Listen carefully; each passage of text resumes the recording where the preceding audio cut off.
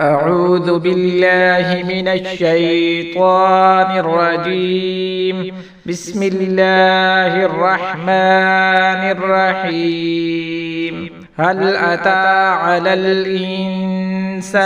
حين من الدهر لم يكن شيئا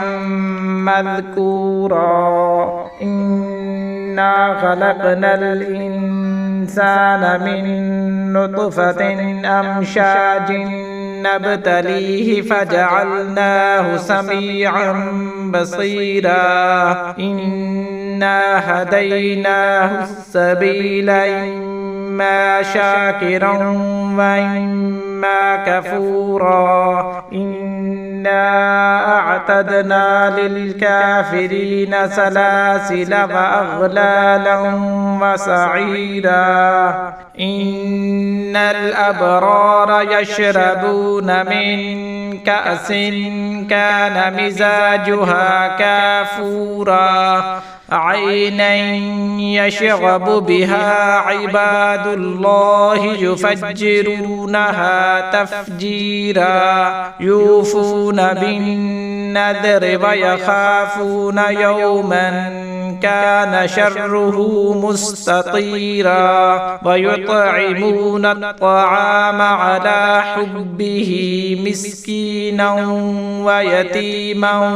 وأسيرا إنما نطعمكم لوجه الله لا نريد منكم جزاء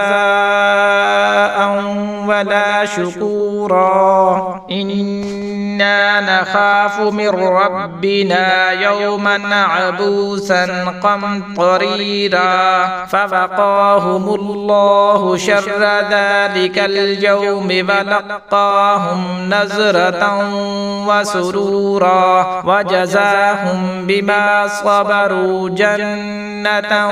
وحريرا متكئين فيها على الأرائك لا يرون فيها شمسا ولا زمهريرا ودانية عليهم ظلالها وذللت قطوفها تذليلا ويطاف عليهم بآنية من فضة وأكواب كانت قوارير من فضة قدروها تقديرا ويسقون فيها كأسا كان مزاجها زنجبيلا عينا فيها تسمى سلسبيلا ويطوف عليهم ولدان مخلدون إذا رأيتهم حسبتهم لؤلؤا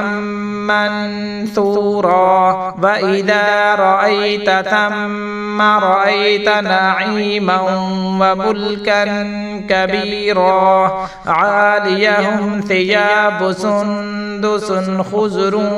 واستبرق وحلوا أساور من فضة وسقاهم ربهم شرابا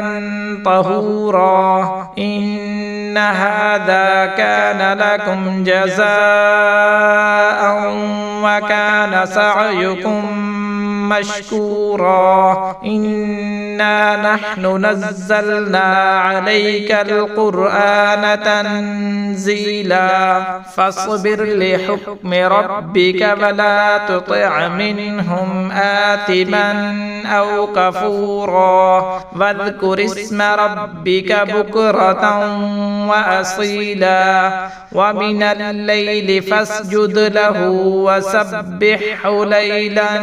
طويلا إن هؤلاء يحبون العاجلة ويذرون وراءهم يوما ثقيلا نحن خلقناهم وشددنا أسرهم وإذا شئنا بدلنا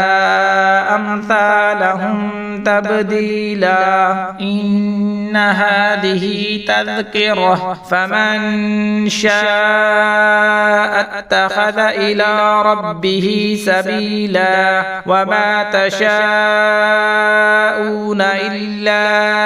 أن يشاء الله إن الله كان عليما حكيما يدخل من يشاء في رحمته والظالمين أعد لهم عذابا أليما.